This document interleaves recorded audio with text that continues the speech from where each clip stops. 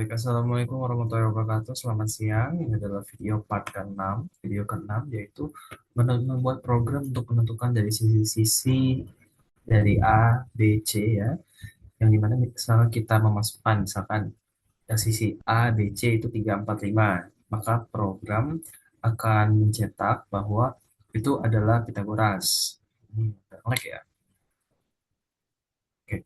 Nah, sedangkan untuk selain bilangan tersebut ya, eh, maka cetak bukan Pitagoras. Oke, di sini saya akan menjelaskan untuk prosedurnya di sini ya.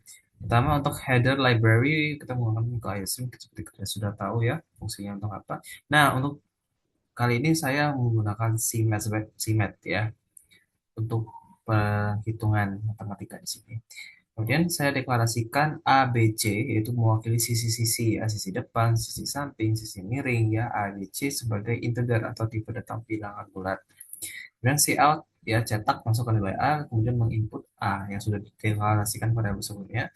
Kemudian cout masukkan nilai B dengan memasukkan B ya. Di sini sudah kita deklarasikan begitu juga untuk C.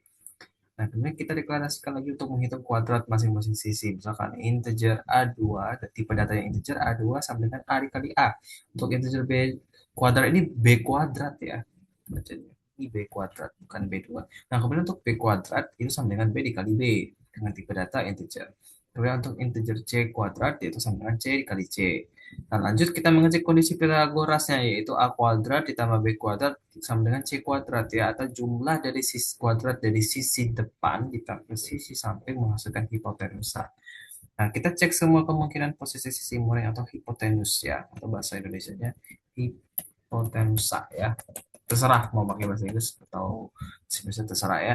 Nah, kita masuk ke pernyataan kondisi di sini. Misalkan if dengan pernyataan di sini A kuadrat ditambah B kuadrat sama dengan C kuadrat atau A kuadrat ditambah C kuadrat sama dengan B kuadrat atau B kuadrat tambah C kuadrat sama dengan A kuadrat. Maka si out atau cetak Pitagoras N-line. Else atau di lain sisi dia akan mencetak bukan Pitagoras selama dari pernyataan kondisi tersebut tidak memenuhi. Untuk pembuktiannya kita coba di sini kita demonstrasikan ya.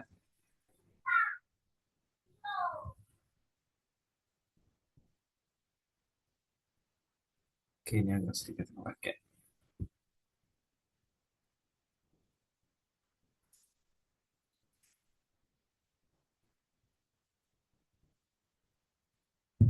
Ini ada partnya masukkan juga ada 6, 7, 8, 9, 10, 11, 12.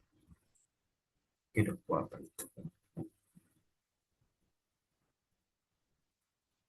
Oke. Uh, ya, agak ngelag ya. Misalkan masukkan nilai A, 3, 4, 5. Maka dia akan mencetak Pitagoras. Ya. Kalau misalkan kita coba lagi di sini. Ya, kita mau mencoba apakah sisi-sisi yang itu merupakan Pitagoras juga atau bukan. Itu kan baru perspektif utamanya kan 3, 4, 5 itu merupakan Pitagoras ya. Misalkan bukan 3, 3, 4 maka bukan Pitagoras gitu ya. Nah, oke, untuk penjelasan lebih lebih dalam kita lanjut ke bagian penjelasannya ya untuk logika program dan juga dan lain-lainnya. Oke, di sini logika programnya ya soalnya tadi buat sudah saya jelaskan sebelumnya kita langsung saja ke logika programnya. Program ini bekerja dengan cara memvalidasi hubungan kuadrat atau relasi antara ketiga sisi segitiga yang diberikan. Intinya itu kita mengikuti aturan matematika atau teorema yang dimana pada segitiga siku-siku jumlah kuadrat dari dua sisi pendek harus sama persis dengan kuadrat sisi terpanjangnya atau hipotenuse ya the the length side-nya ya the most length side-nya. Karena pengguna bisa memasukkan urutan angka secara acak, program ini tidak hanya mengecek satu posisi saja, melainkan menguji tiga kemungkinan kombinasi posisi sisi miring atau hipotenusanya. Jika salah satu kombinasi tersebut menghasilkan nilai yang sama, maka program menyimpulkan bahwa ketiga input tersebut membentuk triple Pythagoras atau Pythagorean triple. Ya, ini untuk penjelasan programnya sudah kurang lebih nggak jauh berbeda dengan saya jelaskan sebelumnya. Ya, kita menyiapkan library standar untuk memenuhi pustaka dasar, kemudian menyertakan library matematika, ya, program juga melibatkan modul pendukung fungsi matematika untuk mengantisipasi kebutuhan perhitungan tingkat lanjut dalam sistem. Kemudian pengaturan ruang nama menggunakan pengaturan standar agar pesan perintah dalam kode menjadi lebih sederhana dan efisien tanpa perlu memberikan identitas tambahan pada setiap fungsi. Kemudian membuat prosedur utama, program memulai eksekusi pada bagian utama yang menjadi pusat kendali seluruh instruksi. Dengan penyediaan tempat data, menyiapkan tiga wadah penyimpanan di dalam memori untuk menampung angka-angka yang mewakili panjang sisi segitiga. Keenam, interaksi to input ya, yang menampilkan instruksi di layar agar pengguna memasukkan nilai-nilai yang diperlukan, kemudian menyimpannya secara berurutan ke dalam wadah yang telah disiapkan. Kemudian nomor 7, proses transformasi nilai. Program melakukan pengolahan awal dan mengalihkan setiap nilai sisi dengan dirinya sendiri. Hasil dari pengolahan ini disimpan dalam variabel baru untuk mempermudah perbandingan di tahap selanjutnya. 8. Pengecekan logika hubungan sisi. Program mulai mengevaluasi nih hubungan antar sisi-sisinya. Dan di mana sistem memeriksa apakah ada jumlah dari dua sisi yang telah tadi diolah tadi memiliki nilai sama persis atau ekivalen dengan sisi yang tersisa. Kemudian progres fleksibilitas menjadi sisi miring karena posisi sisi terpanjang tidak ditentukan di awal. Maka program secara cerdas menguji semua kemungkinan kombinasi pasangan sisi untuk mencari kecocokan syarat kesikuan.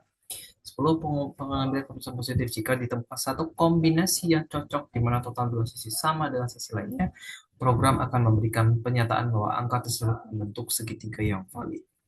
11. Keputusan alternatif apabila setelah semua kombinasi diuji namun tidak ditemukan kecocokan nilai, maka program akan menyatakan bahwa angka-angka tersebut tidak memenuhi kriteria yang dicari.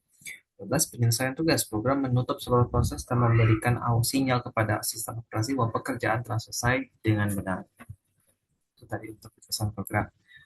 Nah, ini untuk penjelasan running di sini. Yang running yang maksud itu adalah bekerjanya outputnya ya. Kita mengeksekusi programnya. Langkah satu, inisialisasi input. Misalkan program mencetak perintah input user memasukkan angka 345 ini secara perspektif untuk yang Pitagoras ya.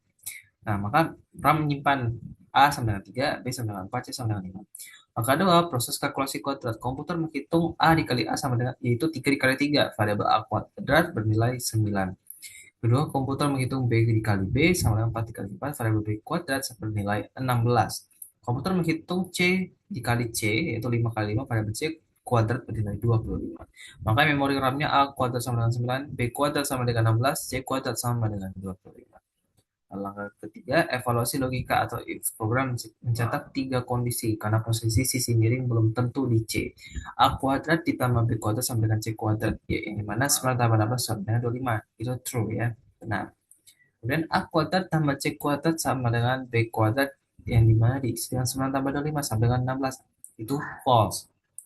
3, B kuadrat tambah C kuadrat di yang mana-mana A kuadrat sama dengan 16 ditambah 25 sama dengan 9. False. Langkah keempat, keputusan akhir karena menggunakan operator OR, jika salah satu true, maka blok if dijalankan, yaitu output Pythagoras. Itu ya. Dan juga sebaliknya untuk yang bukan Pythagoras. Namun di sini saya highlightkan yang berhasil di sini.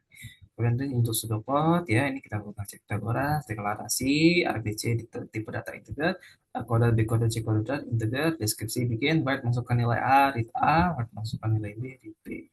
Right, masukkan nilai C, read C. Ini penghitungan matematikanya ya. Ini pernyataan kondisi. A kuadrat tambah B kuadrat C kuadrat, or A kuadrat ditambah C kuadrat sama dengan B kuadrat, or B kuadrat tambah C kuadrat sama dengan A kuadrat. Dan write Pythagoras, else write bukan Pythagoras, and if, dan and. Ini untuk C++ kurang lebih tidak jauh berbeda apa yang sudah saya jelaskan sebelumnya ya. Ini untuk flowchartnya sangat sederhana sekali ya, input masukkan nilai A, B, C. Proses hitung, saya langsung aja jadi satu. Hitung A kuadrat sama dengan A kali A. B kuadrat sama dengan B kali B. Hitung C kuadrat, C kali C. Masuk pernyataan kondisi. Sebenarnya kalau lebih panjang, ininya ada tiga pernyataan kondisinya di sini. Ya, enggak, ini tetap jadi satu maaf. Maksud saya tuh ini kan ada tiga ya, or. Maksud saya. Oke, maaf. Ini sudah benar. Dalam satu diamond tidak perlu dibagi pecah menjadi tiga. Saya pikir ini eh, nggak pakai or kalau misalkan satu-satu misalkan A kuadrat tambah B kuadrat sama dengan C kuadrat ya dalam dalam konteks cuma satu pernyataan kondisi ya kita bisa pecah menjadi tiga namun ini karena dalam satu if maka langsung saja dalam satu diamond maaf ya saya izin revisi sebelumnya. Nah di sini kita cek apakah A kuadrat tambah B kuadrat sama dengan C kuadrat or A kuadrat tambah C kuadrat sama dengan B kuadrat or lagi atau lagi B kuadrat tambah C kuadrat sama dengan A kuadrat Jika iya, maka cetak Pitagoras. Jika tidak, maka cetak bukan Pitagoras. Selesai. Oke, itu saja video yang sangat singkat dari program menentukan apakah sisi-sisi dari pada segitiga siku-siku itu tersebut merupakan Pitagoras atau bukan. Saya akhiri, wassalamualaikum warahmatullahi wabarakatuh. Mohon maaf ada jika ada kesalahan kata atau kata-kata yang kurang jelas. Pada Tuhan saya mohon ampun. Saya akhiri lagi, wassalamualaikum warahmatullahi wabarakatuh. Selamat siang.